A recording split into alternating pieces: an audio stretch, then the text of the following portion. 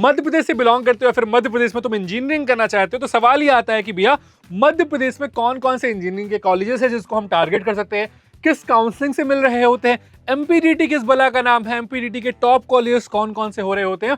तो सारी चीजों को डिटेल में डिस्कस कर रहा हूँ। तुम्हारी 1 लाख रैंक है, 2 लाख रैंक है, 3 लाख रैंक है, 10 लाख रैंक है, 12 लाख तक तुम्हारी अगर रैंक आ रही है तो तुम एक टॉप कॉलेज में किस तरीके से एडमिशन ले सकते हो एमपीडीटी काउंसलिंग से, वो तुम्हें यहाँ पे समझा रहा हूँ, बता रहा हूँ कौन सा कॉलेज मिल सकता है, सारी डिटेल में डिस्कस कर रहा हूँ। तो तुम्हें क्या करना है, वीडियो को लास्ट तक देखना है जिससे तुम्हारा सारा डाउट क्लियर हो जा रहा हो।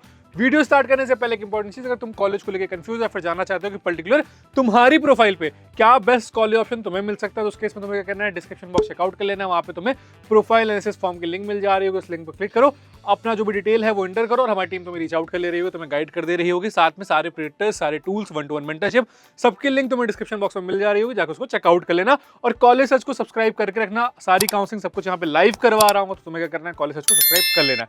अब आ जाते हैं एमपी की बात करेंगे। एमपी में देखो हमारे पास एडमिशन 2-3 तरीके से होते हैं, ठीक है। सपोज ये एमपी है, ठीक। अब मुझे यहाँ पे इंजीनियरिंग में एडमिशन लेना है। पहली जो सबसे मेजर मेरे पास काउंसलिंग आती है वो हो जाती है हमारी एमपीडीटी, ठीक। एमपीडीटी से मुझे स्टेट इंजीनियरिंग कॉलेज में एडमिशन मिलता है, स्टेट इंजीनियरिंग कॉलेज में, ठीक। अब इसमें तुम्हारे गवर्नमेंट कॉलेज भी आते हैं, इसमें तुम्हारे प्राइवेट कॉलेजेस भी आ रहे होते हैं, ठीक है। कुछ गवर्नमेंट कुछ प्राइवेट, तुम्हारे पास दोनों ऑप्शन आ रहे होंगे। अब इसके बाद हमारे सेंट्रल लेवल के जो कॉलेजेस हैं, जैसे एनआईटीज हो गए, जैसे एमएनआईटी भोपाल हो गया, ट्रिपल आईटी भोपाल हो गया, ट्रिपल आईटी ग्वालियर हो गया, ठीक है। ये सारे जो तुम्हारे पास ऑप्शन आ रहे होंगे, ये तुम्हें या तो जोसा की काउंसलिंग से मिलेंगे या फिर सीसैप की काउंसलिंग से मिलेंगे, ठीक है। अब जितने ऑल इंडिया वाले बच्चे हैं, अगर तुम एमपी का जो टॉप कॉलेज, अगर हम एनआईटी ट्रिपल आईटी हटा दें तो सबसे टॉप कॉलेज कौन सा है, एसजीएस आईटीएस इंदौर। अब जितने बच्चे ऑल इंडिया से आ रहे हैं उनको एसजीएस आईटीएस जोसा की काउंसलिंग से मिल रहा होगा, और जितने बच्चे एमपी से बिलोंग करते हैं तुम्हारे पास एमपीडीटी का भी ऑप्शन है, तुम्हारे पास यहाँ से बेटर ऑप्शन बन जा रहा होगा, क्योंकि तुम्हारे यहाँ पे कम रैंक पे तुम्हारा एडमिशन हो जा रहा होगा एसजीएस आईटीएस इंदौर में, ठीक है। तो तुम्हें ये समझ में आ गया। अब इसके बाद हमारे पास कुछ यहाँ पे प्राइवेट यूनिवर्सिटीज भी है, प्राइवेट यूनिवर्सिटीज जो खुद का या तो एग्जाम करवाती है, फिर जेईई का एग्जाम लेती हैं, एक्सेप्ट करती हैं, और साथ में खुद की काउंसलिंग करवा रही होती है। जैसे तुम्हारे पास मेडिकैप्स का ऑप्शन हो जाएगा, मेडिकैप्स, ठीक है। तुम्हारे पास इसके बाद यहाँ पे ऑप्शन हो जा रहा होगा साथ में वीआईटी भोपाल का, जेपी गुना का, ठीक है। ये तुम्हारे पास ऑप्शन हो जाएगा। न्यू एज में तुम्हारे पास काफी ऑप्शन है। न्यू एज में बात करोगे तुम्हारे पास ऑल्टा स्कूल ऑफ टेक्नोलॉजी का यहाँ पे ऑप्शन हो जाएगा, ठीक है। तो तुम्हारे पास ये सारे ऑप्शंस आ जा रहे होंगे। अगर मैं एमपी में इंजीनियरिंग कॉलेज की बात कर रहा हूँ, एमपी से अगर मुझे इंजीनियरिंग करनी है तो मेरे पास बहुत सारे ऑप्शन है, पर एक सवाल ये आता है कि भैया क्या सारे के सारे ऑप्शन सही हैं, किस रैंक वाले बच्चे को कौन सा कॉलेज ऑप्शन ऑप्ट करना चाहिए। अब यहां पे तुम्हें एक चीज डिसाइड करनी पड़ेगी, जिसमें मैं तुम्हें बहुत क्लियरली बता रहा हूं कि अगर तुम एमपी से, अगर ये नहीं मिल रहा है, ठीक, एमपी से इंजीनियरिंग करना चाहते हो, जितने कॉलेज भी तुम्हें लिस्ट दे रहा हूं ना, इनमें ही सीएससी ईसी तक जाना, इलेक्ट्रिकल तक जाना मैक्स टू मैक्स। इसके नीचे ब्रांचेस में मत जाना, वरना तुम अपना 4 साल रिग्रेट कर रहे होगे, अनटिल अनलेस तुम्हें किसी गवर्नमेंट जॉब की प्रिपरेशन करनी है, तुम्हारा ड्रीम कुछ और है, तुम्हें जो है गवर्नमेंट कॉलेज से बीटेक करके अब्रॉड जाना है, ये सारी कंडीशन है तो फिर कर सकते हो। बट अगर आरओआई देख रहे हो, अगर प्लेसमेंट देख रहे हो, तो फिर अवॉइड कर देना, तो फिर मत चूज करना, ठीक है।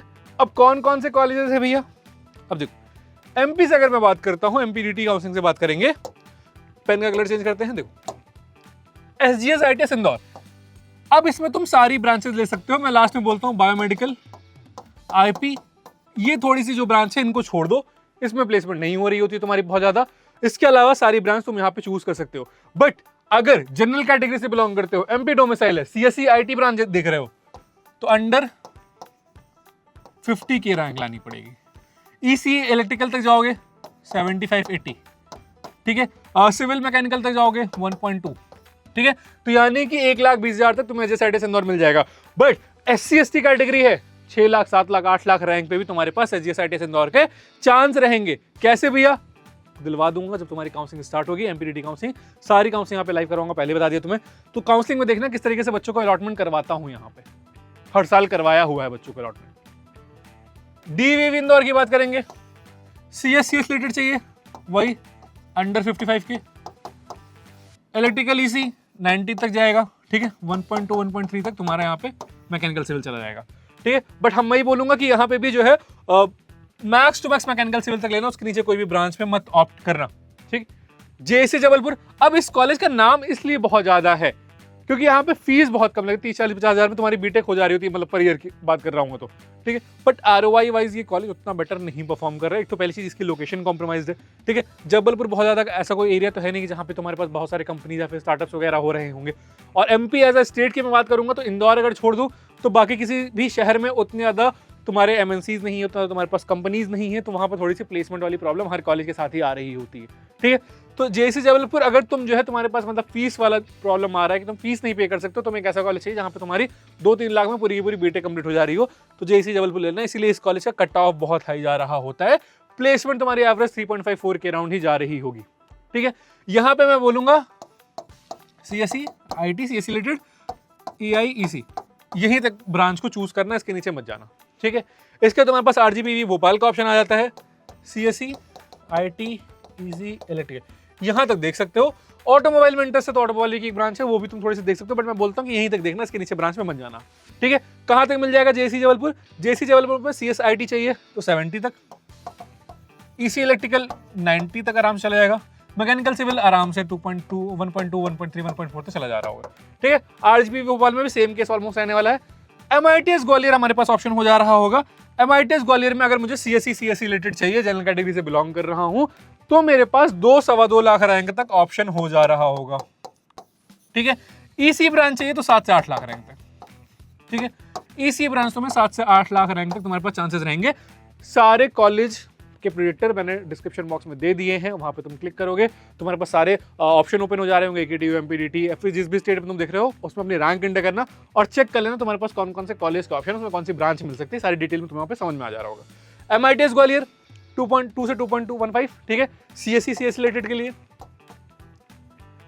EC देखोगे 7 से 8 लाख रैंक EC की, यहाँ पे एक EC ACT भी ब्रांच भी है, ठीक है। VLSI डिजाइन भी है, तो तुम्हारे पास ऑप्शन काफी सारे EC में, तो तुम्हें 7-8 लाख रैंक तक मिल जा रही होगी। और कभी कभी जब तुम जो है CLC में जाओगे ना, कॉलेज लेवल काउंसलिंग जो होती है, 11-12 लाख रैंक पे भी तुम्हें यहाँ पे EC मिल जा रही होती है, ठीक। इसके बाद हमारे पास SOIT RGPV का ऑप्शन आता है, यहाँ पे हमें 2.4 2.3 2.4 तक मिल जा रहा होगा। फीमेल कैंडिडेट हो तो 2.5 तक मिल जा रहा होगा। अब जितने भी फीमेल कैंडिडेट हैं उनके पास एक फायदा ये होता है कि तुम्हारे लिए फीमेल सीट भी रिजर्व रहती हैं। हर काउंसलिंग में फीमेल कोटा होता है और फीमेल सीट रिजर्व रहती है, तो तुम्हें ये चीज पता होना चाहिए कि किस तरीके से हम अगर फीमेल हैं तो हम उसका बेनिफिट उठा सकते हैं काउंसलिंग में। समझ में आ गया? यहाँ पे CS की 3 ही ब्रांच है, बिजनेस सिस्टम AIML, ये वाली ब्रांचेस ही हैं। यहाँ पे जो है तुम्हारे पास और कोई ब्रांच नहीं है बेसिकली, क्योंकि ये इन्फॉर्मेशन टेक्नोलॉजी है SOIT, तो school of information technology RGPV Bhopal, तो यहाँ पे और भी कोई ब्रांच नहीं है, सिर्फ और सिर्फ टेक रिलेटेड ब्रांचेज हैं जिसमें CS रिलेटेड वाली ब्रांचेज आ जा रही होंगी। इसके बाद हमारे पास LNCT का ऑप्शन, अब हमारे पास प्राइवेट वाले ऑप्शन शुरू हो जा रहे होंगे। LNCT 1994, मैक्स टू मैक्स हम यहाँ पे CS रिलेटेड में जाएंगे, बहुत हुआ तो EC, ठीक। अंधों में काना राजा वाला हाल है इस कॉलेज का, ठीक, कि मतलब बहुत सारे प्राइवेट कॉलेज तो है नहीं वहां पे, तो एक ऐसा कॉलेज है जिसको बच्चे मतलब प्रेफर कर ले रहे होते हैं। रीजन बीइंग कि बहुत ज्यादा ऑप्शन नहीं है मेरे पास। देखो मैं यही बोलता हूँ, अगर तुम्हें MP में करना है तो कुछ जो लिमिटेड ऑप्शन मैं बता रहा हूँ उनमें से कर लेना, वरना फिर MP से बाहर निकलो। प्राइवेट में देख रहे हो, स्पेसिफिकली अगर प्राइवेट देख रहे हो तो MP से बाहर निकलो, तुम्हारे पास और बेटर ऑप्शन अवेलेबल हैं, ठीक है। दिल्ली NCR में काफी ऑप्शन है, बैंगलोर में है, पुणे में है, वहां सब देखना शुरू करो एक बार को। इसका तो एक्रोपोलिस इंदौर आ जा रहा होगा, सेम CS IT और EC तक ही जाना।